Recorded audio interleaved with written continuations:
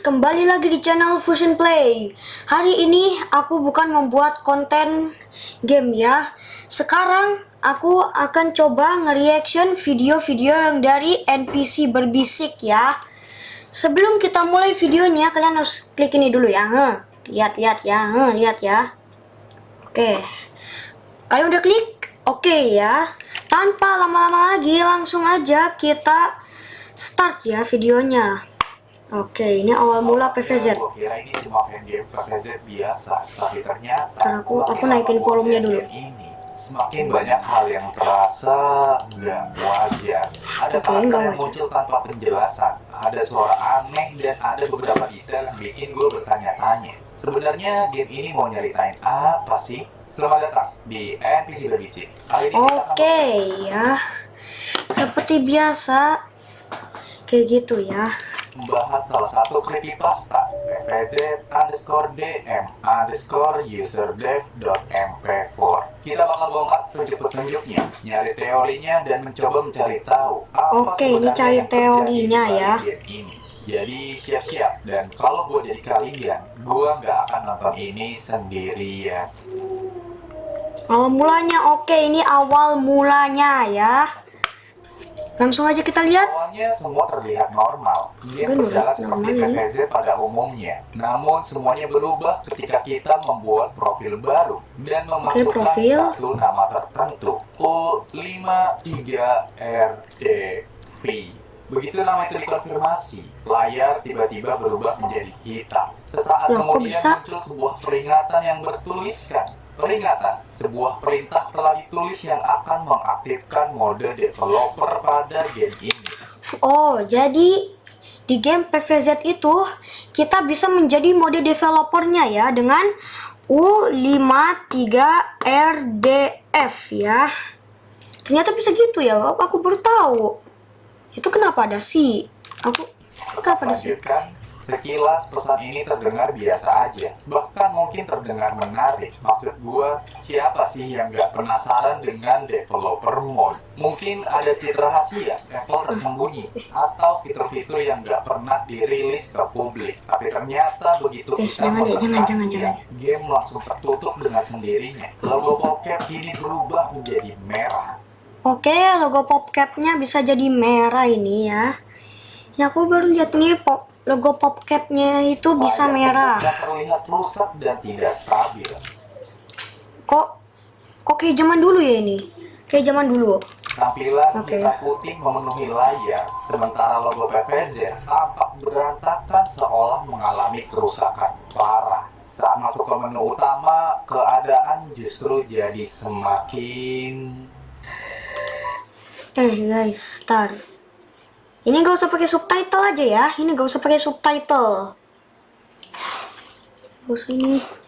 Nah, lebih menu yang aneh, oke. Nama profil yang tadi dibuat sudah tidak ada. Sebagai gantinya, hanya ada satu kata yang tertulis di sana, developer. Aneh, tidak ada alasan yang jelas kenapa nama profil bisa berubah dengan sendirinya. Dan seluruh tampilan menu kini terasa suram. Warna-warna cerah yang biasanya menjadi ciri khas PVZ seakan menghilang begitu saja.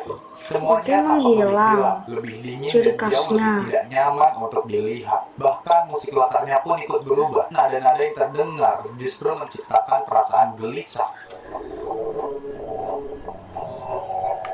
Oke, ini suaranya aja ini udah nggak nyaman ya. Ini guys, suaranya aja udah nggak nyaman.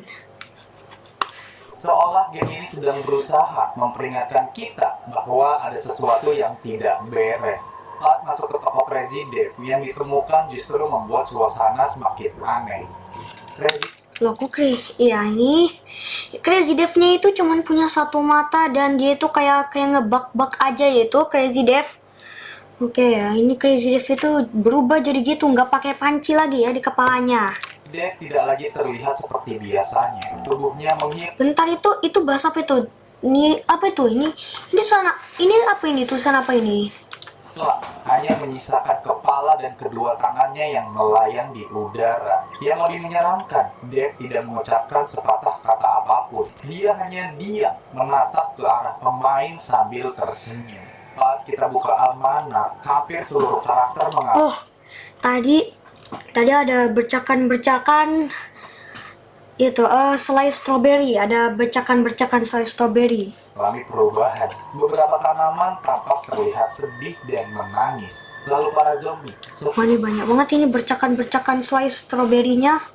semuanya memiliki mata hitam kosong tanpa ekspresi. Seolah-olah mereka bukan lagi zombie yang kita kenal, melainkan sesuatu yang sudah kehilangan jiwanya. Yang aneh di icon Zen Garden muncul sebuah kata yang bertuliskan Help. Ya, Oke, di Zen Gardennya itu kalau ada kata-kata help itu berarti kayak ada misteri-misterinya ya guys. Coba ya kita lanjutin lagi. artinya tolong. Satu kata Iya, udah tahu sederhana, artinya tetapi tolong. cukup untuk membuat siapapun merinding. Karena tidak pernah dijelaskan siapa yang meminta pertolongan. Apakah tanaman, apakah Crazy Dave, atau mungkin ada sesuatu yang lain yang sedang berusaha menghubungi kita. Sayangnya menu utama tidak memberikan jawaban apapun. Dan karena rasa penasaran, kita akhirnya memutuskan untuk masuk. Itu tulisannya itu semuanya itu gelap-gelap ya. Itu tulisannya itu semuanya itu gelap-gelap. Alur cerita gameplaynya, oke, ini alur ceritanya. Kemudian, permainan kembali muncul. Namun halaman depan rumah kini berubah total. Seluruh layar dipenuhi nuansa merah. Meski mulai Ngeri sih, ngeri, ini nyaman, ngeri, kita ngeri. tetap melanjutkan permainan. Kita memilih tanaman seperti biasa dan bersiap memulai level. Namun tepat sebelum permainan dimulai, muncul perubahan lain yang cukup mengganggu. Kalimat ikonik Prepare to die. ready, set, play sudah tidak ada lagi. Sebagai gantinya, layar menampilkan tulisan Prepare to die, yang artinya Bersiaplah untuk mati. Level pun dimulai. Awalnya Harus semua disensor berjalan itu ya. normal. Zombie Untuk datang dari sisi kanan dan kita mulai membangun pertahanan seperti biasa. Gameplaynya sendiri masih berjalan cukup normal. Tidak ada kejadian aneh, tidak ada jump scare, dan tidak ada gangguan. Ini banyak yang juga besar. ini bercakan-bercakan Karena semakin lama bermain, selai kita mulai stroberinya merasa ini. tenang. Kita mulai berpikir bahwa semua keanehan ini hanyalah perubahan visual mod biasa yang dibuat untuk menakut-nakuti. Tak lama kemudian, seluruh zombie berhasil dikalahkan, dan kita mendapatkan hadiah berupa kantong koin. Namun saat kita mengkliknya, layar tiba-tiba berubah menjadi hitam. Wah, ngeri, Kemudian ngeri, ngeri. terdengar suara gigitan. Oke, itu gigitan zombie biasa. Suara yang terdengar itu seperti Itu mah klasik itu, suara gigitan klasik. satu persatu. Dan beberapa saat kemudian, game justru menyatakan bahwa kita kalah. Tidak ada alasan Oke, yang kalah. masuk akal mengapa kekalahan itu bisa terjadi. Lalu keadaan berubah menjadi jauh Oke, lebih ternyata- buruk. Layar dipenuhi bercak darah. Terdengar jeritan Wah, ini panjang banyak banget ini yang bercak-bercak tidak pernah berhenti. selai Dan stroberinya. cerita ini berakhir. Atau enggak Pertanyaannya, saus tomat. apakah semua itu hanya dibuat untuk menakut-nakuti pemain? Dan siapa sebenarnya user dev ini? Sekarang, Oke. mari kita coba membedah beberapa teori yang mungkin bisa menjelaskan misteri di balik game ini. Oke, misterinya apa? Pesan help di Zen Garden. Ah, ini nih yang aku tunggu-tunggu. Langsung aja. Karena jika yang meminta pertolongan sebenarnya adalah para tanaman. Selama ini kita menganggap mereka Nah, para sebagai tanaman. pahlawan, tapi di game ini hampir semua tanaman terlihat sedih, menangis bahkan terluka. Mungkin mereka sudah lelah bertarung, mungkin mereka dipaksa menghadapi zombie terus-menerus tanpa bisa menolak. Dan tulisan help itu adalah satu-satunya cara mereka berkomunikasi dengan pemain. Karena bisa jadi, selama ini kita tidak sedang memimpin para tanaman, melainkan memaksa mereka bertarung sampai hancur. Kekalahan yang Salah satu oke. bagian paling aneh dalam cerita ini adalah saat pemain kalah, meskipun semua zombie sudah berhasil dikalahkan. Teori ini mengatakan bahwa sejak awal, pemain memang tidak ditakdirkan untuk menang. Apapun yang dilakukan, hasil akhirnya akan tetap sama, kekalahan. Bahkan sebelum level dimulai, game sebenarnya sudah memberikan petunjuk melalui kalimat prepare to die atau bersiaplah untuk mati. Nah. Kalimat tersebut mungkin bukan ditunjukkan kepada para Bersiaplah zombie, untuk melainkan kepada ya. kita itu sendiri. Karena pada akhirnya semua strategi, semua pertahanan dan semua usaha yang dilakukan tidak akan mengubah apapun. Kekalahan tersebut bukanlah bug, melainkan bagian dari cerita.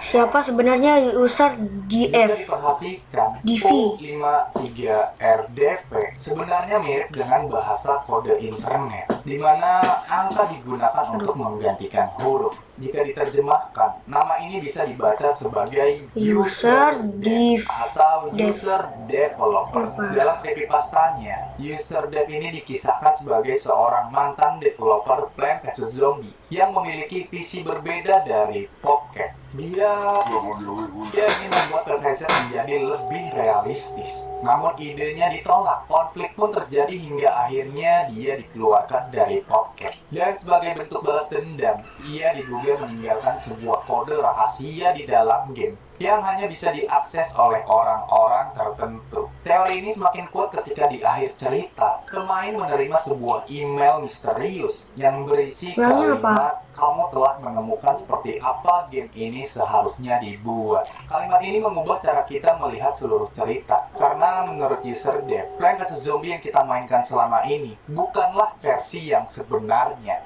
Jadi kalau versi sebenarnya itu versi apa dong? Yang kita kenal hanyalah versi yang sudah diperhalus, dibuat lebih cerah, lebih lucu, dan lebih ramah untuk semua umur. Sedangkan versi yang muncul dalam creepypasta ini adalah versi asli yang selama ini kita download PvZ yang dari Google Play itu palsu dong.